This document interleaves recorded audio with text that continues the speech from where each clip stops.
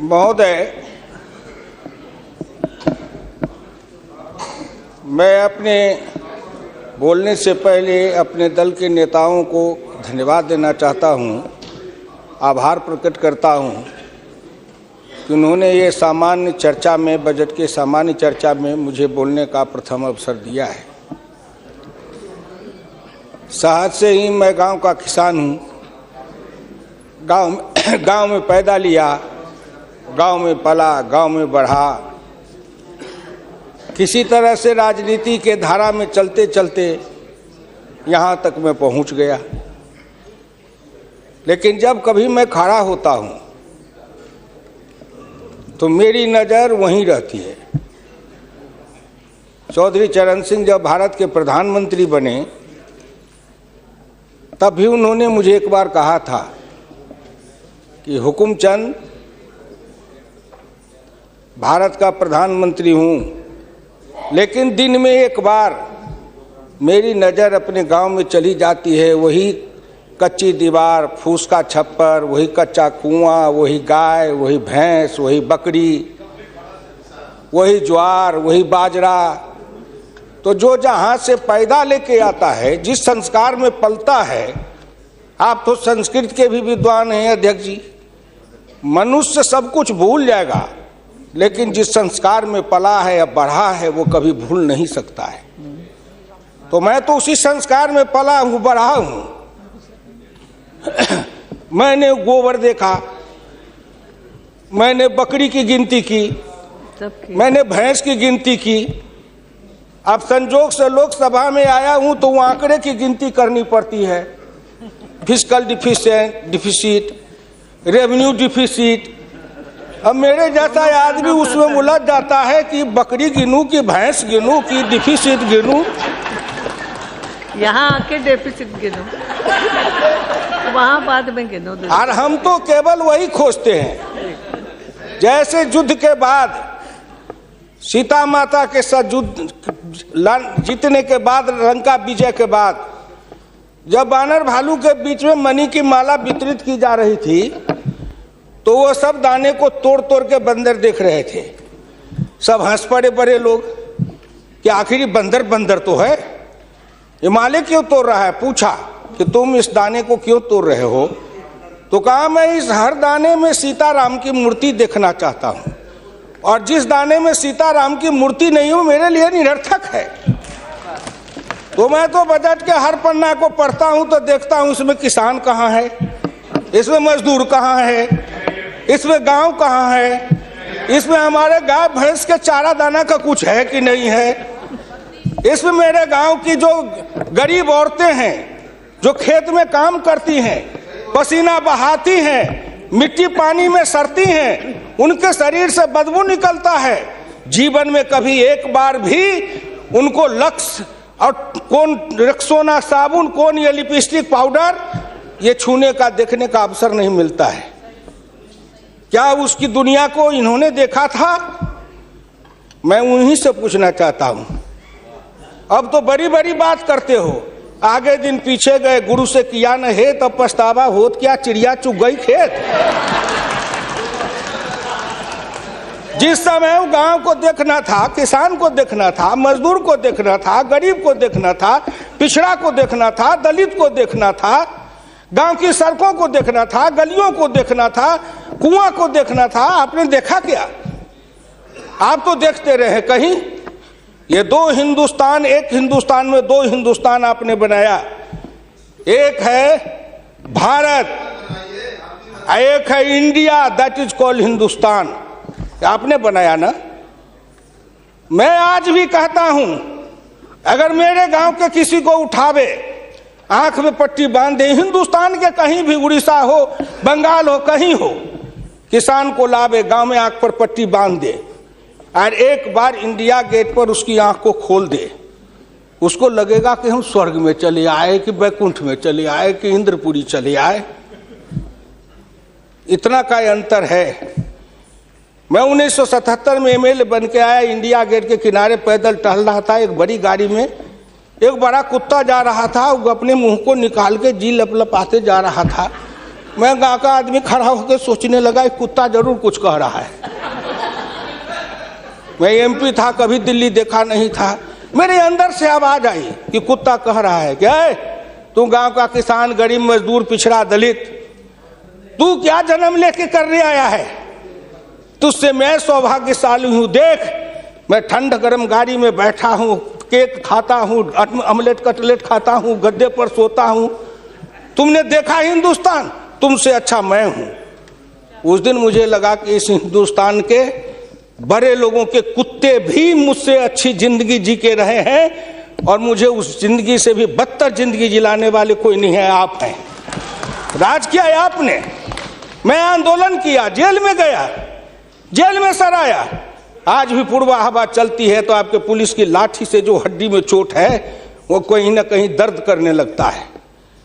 तब मुझे ऐसा एहसास होता है कि जिस राज में मुझे इतना कष्ट मिला था, अगर मेरा बस चले तो उस राज को सदा सर्वदा के लिए हिंदुस्तान से उखाड़ के गया जी में जाके पिंडदान कर दूं, जो फिर निकलने न पाए। क्या बात करते हैं साहब? आपसे मैं आखिर में नहीं जाऊंगा। आप योजना आयोग की बात कर रहे थे, मैं अपने गुरु डॉक्टर लोहिया की बात को आपके सामने मैं दिखाना चाहूंगा। मैं नहीं बोलता, मुझे तो उन्होंने दृष्टि दी थी। इसी लोकसभा में 6 सितंबर 1963 को एक बहस हुई थी, ख्याल रखिएगा, जिस बहस ने पंडित नेहरू को भी हिला दिया था। वो बहस थी 3 आना बनाम 15 आना का। लोहिया ने कहा था, मैंने 27 करोड़ हिंदुस्तान के लिए 3 आने रोज की आमदनी कही, प्रधानमंत्री ने 15 आने रोज की और योजना मंत्री ने 7.5 आने रोज की। अब प्रधानमंत्री और योजना मंत्री आपस में निपट लेंगे कि दोनों में कौन सही है। यही आंकड़े हैं योजना आयोग के। प्रधानमंत्री का 15 आना, योजना आयोग के मंत्री का है 7.5 आना। जिस योजना आयोग को यह भी नहीं पता 15 आना सही कि 7.5 आना सही, प्रधानमंत्री सही कि योजना मंत्री सही, उसी योजना आयोग को सर पर ढोते रहो। जो दर्शन करना चाहिए तो दर्पण माजत रहिए, दर्पण में लगा काई तो दरस कहां से पाई। क्या बात करते हैं साहब? इस हिंदुस्तान में अगर किसी का में प्रधानमंत्री जी बैठे हैं, मैं भुक्तभोगी हूं, जिस रोग से मैं पीड़ित हूं, कहीं ना कहीं उस रोग से आप भी पीड़ित हैं। वीरप्पा मोइली जी, आप भी पिछड़े वर्ग से हैं, मैं भी पिछड़े वर्ग से हूं। का दुख जाने दुखिया की, का दुख जाने दुखिया माए, जाके पैर न फटे बीमारी, सोका जाने पीर पड़ाई। आपके मल्लिका अर्जुन जी भी उसी दलित समाज से हैं। आपने सामाजिक पीड़ा को झेला नहीं है, भोगा नहीं है। इस हिंदुस्तान में अगर सबसे बड़ा कारण और सबसे बड़ी चीज अगर रही है सनातन काल से, तो वह हिंदुस्तान की जाति प्रथा। उस जाति प्रथा के कारण क्या क्या नहीं भोगा हमने और क्या नहीं भोगते हैं। अभी अभी चुनाव हो रहा था, श्री नरेंद्र मोदी जी के लिए कोई कह रहा था, मेरे ऑफिस के आगे चाय की दुकान खुलवा देते हैं, फुटपाथ पर जाओ चाय की दुकान के लिए दुकान दे देते हैं। और कुछ कहने के लिए नहीं मिलता है लोगों को? नहीं मिलता है क्या? क्यों उपहास करते हो? मैं लोकसभा में हूं, अगर कोई कहे शरद यादव गए थे चुनाव लड़ने के लिए अमेठी में, लोकदल से नारा लगा था, शरद यादव वापस जाओ, लाठी लेके भैंस चराओ। कर्पूरी ठाकुर जैसा नाई का बेटा गरीब, जिसके नेतृत्व में बिहार में इतना परिवर्तन किया, वो बिहार का मुख्यमंत्री बना, 27% आरक्षण दिया, हाई स्कूल तक फीस माफ किया, मिडिल स्कूल तक फीस माफ किया, 5 एकड़ से मलगुजारी माफ किया। और कर्पूरी ठाकुर के लिए नारा लगा था, कर्पूरी ठाकुर दिल्ली जाओ, छुड़ा लेके सैलून खोलो। क्या क्या नहीं सहा हूं, क्या क्या नहीं देखा हूं, इसलिए दिल के अंदर वो दर्द और पीड़ा है। क्या आखिर कहीं ना कहीं मुझे यह भी लगता है, क्या हिंदुस्तान के पिछड़े और दलित समाज के लोगों ने अपराध किया था कि उसमें जन्म लिया? किसी ने भगवान के यहां दरखास्त दिया था कि मुझको तेली बना दो, मुझको लोहार बना दो, मुझको कुर्मी बना दो, मुझको कहार बना दो, मुझको अहिर बना दो, मुझको कलवार बना दो? कोई दरखास्त देके तो नहीं आया। आज वित्त मंत्री जी को धन्यवाद दूंगा, प्रधानमंत्री को, कि उन्होंने बजट में कुछ ऐसी योजनाएं बनाई है जिससे हिंदुस्तान के जाति प्रथा के बंधन को ढीला करने का अवसर मिलेगा। जब उनकी आर्थिक चेतना बढ़ेगी, आर्थिक विकास होगा कब? जब गांव में पैसा जाएगा तब, गरीब के हाथ में रोजगार जाएगा तब, उनकी आर्थिक उन्नति होगी तब कहीं जाके उनके जीवन में विकास होगा। आपने सोचा कि गांव का विकास कैसे होगा? क्या प्रधानमंत्री ग्रामीण सिंचाई योजना कोई मामूली है? खर्च पर पाबंदी लगाते हुए डॉक्टर लोहिया ने इसी लोकसभा में बहस करते हुए पंडित नेहरू से कहा था, मैं कुछ नहीं चाहता, एक काम कर दो, सारे लोगों के, बड़े लोगों के खर्च पर सीमा लगा दो, आय पर, आमदनी पर नहीं, खर्च पर सीमा लगाओ, इससे अधिक खर्च नहीं करेगा, और उससे जो पैसा बने उसके एक सिंचाई योजना बनाओ और 20 साल का बॉन्ड बनाओ। मैं कुछ नहीं कहता, केवल हिंदुस्तान के हर खेत में पानी पहुंचा दो, हिंदुस्तान की तरक्की हो जाएगी।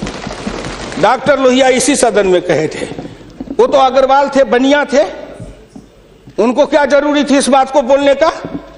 लेकिन मैं कहता हूं कि हिंदुस्तान के गरीब, निर्धन, निर्बल और पिछड़ों का इस युग में अगर एकमात्र राजनीतिक मसीहा पैदा कोई लिया तो डॉक्टर राम मनोहर लोहिया थे, जिन्होंने जगाया, नेतृत्व को पैदा किया गांव के गली से।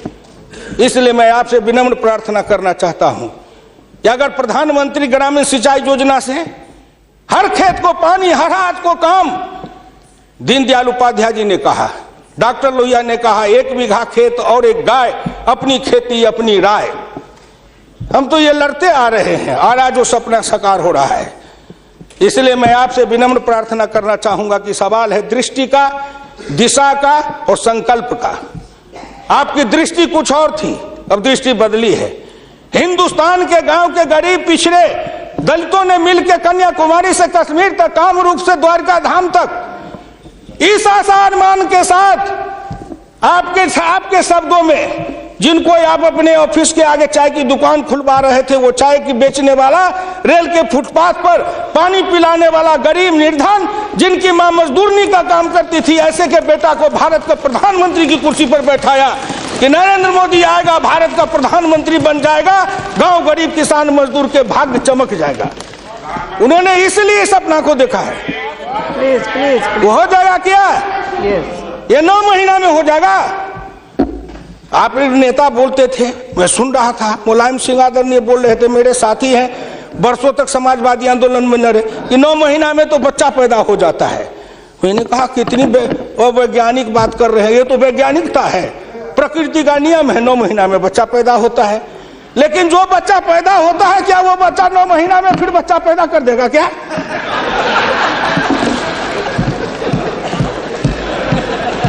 कितनी आप वैज्ञानिक बात बोल रहे हो? इस सरकार का 9 महीना हुआ, 10 महीना हुआ, सरकार पैदा हुई, अब क्या सोचते हो? आप क्या सोचते हो?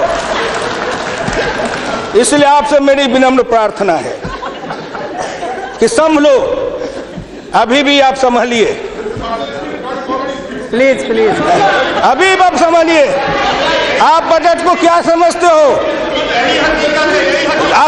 आप अस्थिर रहिए।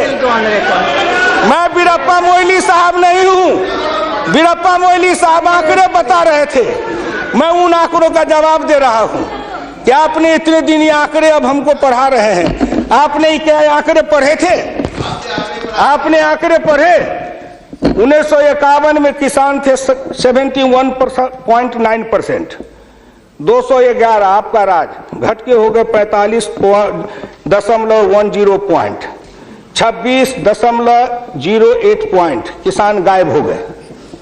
कहाँ गायब हो गए? कहीं नहीं गायब हुए। खेतिहर मजदूर थे 28.1 पॉइंट, और वो घट करके हो गए 17.5, वो बढ़ गए 26.08। अध्यक्ष महोदय, जितना किसान गमा उतना खेतिहर मजदूर बनाया।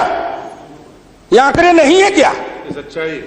ये सच है कि नहीं? तो आप बजट बनाते रहो। बड़े बड़े अर्थशास्त्री आए, एक विद्वान आए अर्थशास्त्र के, कहां से? वो हार्वर्ड वाले। हमको कहा गए हार्वर्ड, हमने कहा इस देश को कर देगा हार्वर्ड। ये हर्बट वाला हर्बर करेगा। हिंदुस्तानी अर्थशास्त्री चाहिए अरुण जेटली के जैसे। और ये कहां गए बोलिए? अगर ये चौधरी चरण सिंह हिंदुस्तान के जितने कृषि ग्रामीण अर्थशास्त्री हुए, जेसी कुमारप्पा से लेकर चौधरी चरण सिंह तक, सबने एक ही बात कहा, खेती पर से जो जो भार घटेगा त्यों तो गांव की उन्नति होगी, किसान खुशहाल होगा। खेती पर से भार को कम करो। आपने कम किया, लेकिन हमको बनाया क्या? ऑफिसर बनाते, नौकरी देते, उद्योग लगाते, हाथ में काम देते, साइकिल देते, मोटरसाइकिल पर चढ़वाते, तब न समझते। हम किसान थे, हमको मजदूर बना दिया, झुग्गी झोपड़ी में डाल दिया, गंदी जिंदगी, कीड़े की जिंदगी जीने के लिए हमको रख दिया। जो गांव में बसने वाले थे वो 82.7 थे और घट के हो गए 68.08। 14% गांव के लोग गायब हो गए। कहां गायब हो गए? गायब होके कहां गए? आपके यहाँ दिल्ली में फुटपाथ पर सोते हैं, पेड़ के नीचे सोते हैं, पेड़ के नीचे जन्मते हैं, बलते हैं, बढ़ते हैं, पेड़ के नीचे शादी करते हैं, हनीमून बनाते हैं, वहीं फिर बच्चा पैदा करते हैं, फिर पेड़ के नीचे ही अपना परिवार बसाते हैं। हमारे बच्चे को लाया, हाथ में रिक्शा थमाया, ठेला थमाया, फुटपाथ पर काम करवाया, गरीबी से मजदूर किया, कुत्ते के जैसे जिंदगी जीने के हमको मजबूर कर दिया। और ऊपर से आप बताते हैं कि हम अब तुम्हारे लिए क्या दे दिया? फूड सिक्योरिटी दे दिया। फूड सिक्योरिटी, दाना उपजावे, धान उपजावे हम, गेहूं उपजावे हम, अनाज उपजावे हम, मेहनत करे हम, हमको बस समझते हैं आप भिखमंगा।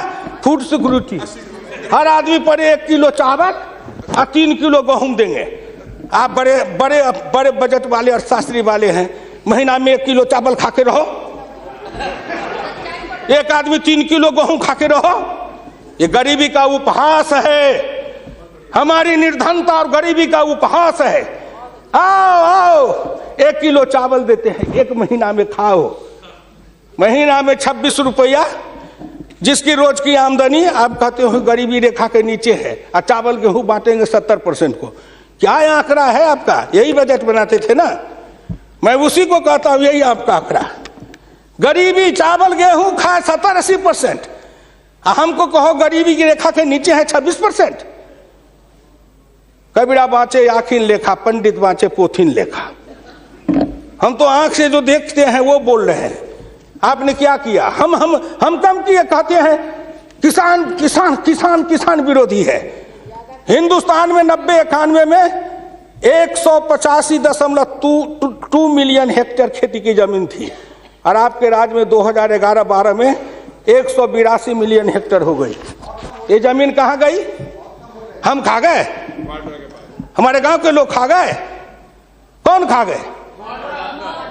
जो खाए हो। लेकिन मैं इतना जानता हूं कि आप हमारी जमीन खा गए। और दूसरे तरफ जो गैर कृषि योग्य भूमि थी 90-91 में 21.22 मिलियन हेक्टेयर, 11-12 में हो गए 26.29 हेक्टेयर। गैर कृषि योग्य भूमि बढ़ी है, कृषि योग्य भूमि का ह्रास हुआ। उल्टे बात कहीं पर निगाहें, कहीं पर निशाना। न कुछ मिले तो कुछ कहिए, न कुछ मिले तो विरोधी में गए तो कुछ न कुछ तो कहना है ना, नहीं तो दुनिया कैसे देखेगी कि विरोधी का काम कर रहे हैं। इसलिए आपसे मेरी विनम्र प्रार्थना है, अगर विरोधी का काम भी करना है तो आप अपने नेताओं को कहिए कि कुछ दिन हमारे पास आए, 6 महीना ट्रेनिंग दे देंगे कि हम विरोधी थे तो क्या करते थे। अरे नाटक भी करिए तो किसी डायरेक्टर से सीख तो लीजिए। जो गरीबी का डायरेक्टर है उससे सीखे नहीं, गरीबी का नाटक खेल रहे हैं। ये गांव में नाटक में हनुमान जी का पाठ करने वाला नहीं आया, उसने सोचा कि आज तो नाटक नहीं होगा। एक बहुत मोटा तगड़ा दुकानदार था, उनको पकड़ लाया, कहा तू नाटक कर, केवल खड़ा रहना।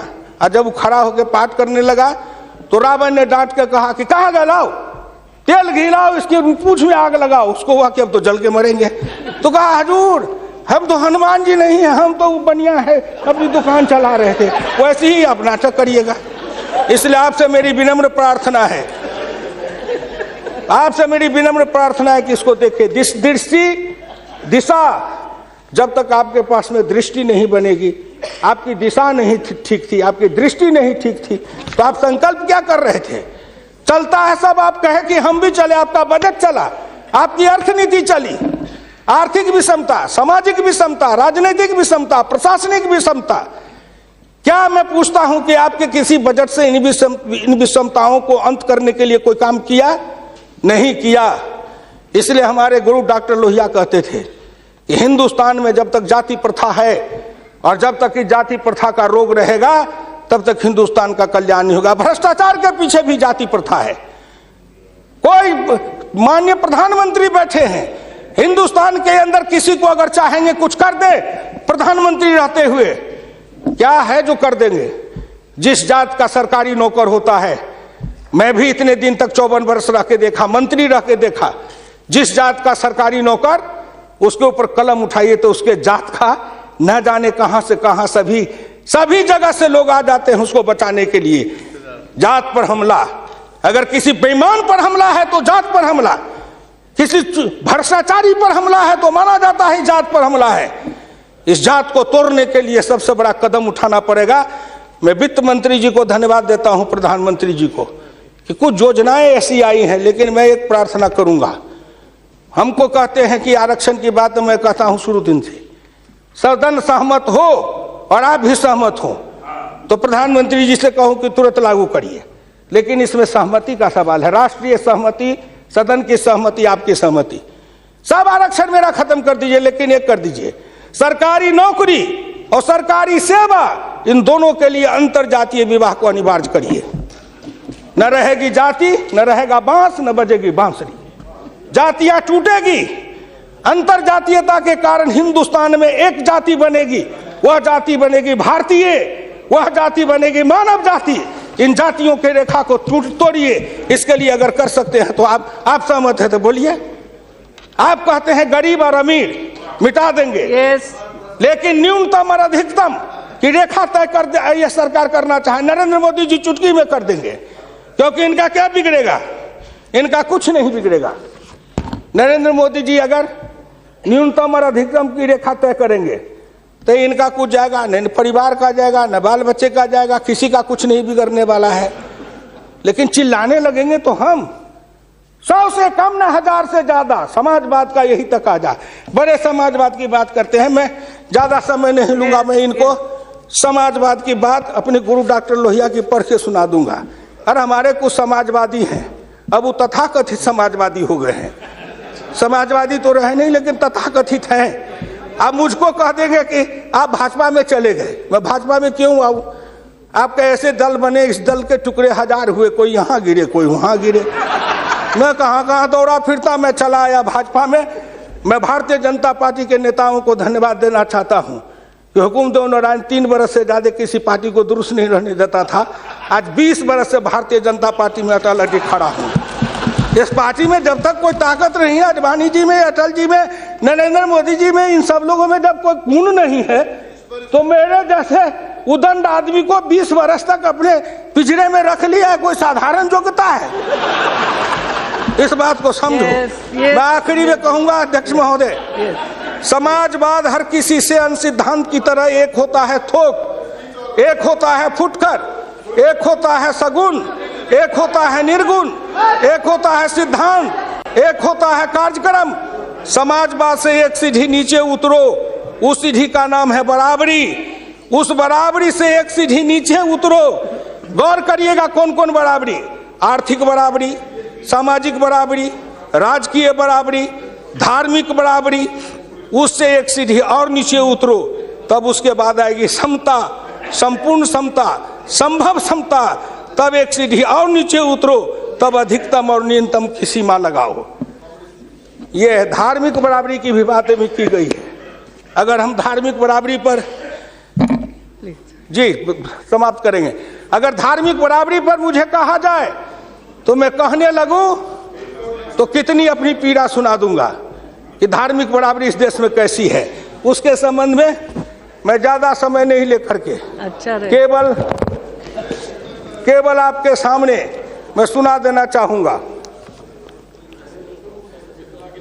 समन्वय दो तरह का होता है, एक दास का समन्वय, एक स्वामी का समन्वय। मैं नहीं कहता, महान समाजवादी अर्थशास्त्री डॉक्टर लोहिया ने इसी सदन में 26 मार्च 66 को कहा था। गौर से शब्दों को सुनिए।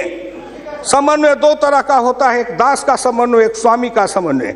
पिछले 1000 बरस के इतिहास से हिंदुस्तान ने स्वामी का समन्वय नहीं सीखा, वह एक दास का समन्वय रहा है। मैं तो श्री नरेंद्र मोदी जी सरकार से कहूंगा कि 1000 साल से भारत दास भाव से सांस्कृतिक समन्वय में रहा है। अगर वो स्वामी भाव का समन्वय में भारत आना चाहता है तो क्या अपराध है। इसलिए उन्होंने कहा इस संबंध में मैं खाली परदेशियों को ही दोष नहीं देता, उनके सबब से जितने भी इतिहासकार हैं वे सभी जहर में बिल्कुल घुल जाते हैं। आज भारत के 2 इतिहास के स्कूल हैं, एक डॉक्टर ताराचंद, एक डॉक्टर मजुमदार, एक और है जो दोनों के दोनों इसी समन्वय धारा के हैं, विविधता धारा के हैं। भारत क्या है उसको भूलकर भारत के जो विभिन्न अंग है उनकी तरफ निगाह चली जाती है। क्या बात करते हैं साहब। तो इससे मेरी विनम्र प्रार्थना है सदन से, अध्यक्ष महोदय, मैं हाथ जोड़ के प्रार्थना करता हूं सदन से भी, और इस लोकसभा के चैनल को हिंदुस्तान के करोड़ों लोग देख रहे हैं। मैं उन गांव के गरीबों, किसानों, मजदूरों से कहता हूं, गांव गरीब, मजदूर, किसान, पिछड़ा, दलित और नौजवान, मिलके देश बनाओ, आओ देश बनाएंगे। और नरेंद्र मोदी के प्रधान रहते हुए एक बार नहीं, अगर हिंदुस्तान में आपने जितने दिन रहा, एक बार में तो थोड़ी सी रेखाएं बनाई जाएगी, दूसरे बार में मिट्टी डालेंगे, तीसरे बार में तब न पिचिंग करेंगे। तो हमको भी आपको इतना समय दिया, तो मैं गांव गरीब, किसान, मजदूर, पिछड़े, दलित, इन सब से हाथ जोड़ के प्रार्थना नौजवानों से करना चाहता हूं, आओ कदम में कदम मिलाओ, मिलके हिंदुस्तान को बनाओ, सफर समता लाएंगे, आर्थिक समता, सामाजिक समता, राजनीतिक समता। अगर इन्होंने मुझको 12 रुपया महीना पर जीवन बीमा कर दिया तो बड़े लोगों का कलेजा फटने लगा कि 12 रुपया में सबको जीवन बीमा कर रहे हैं।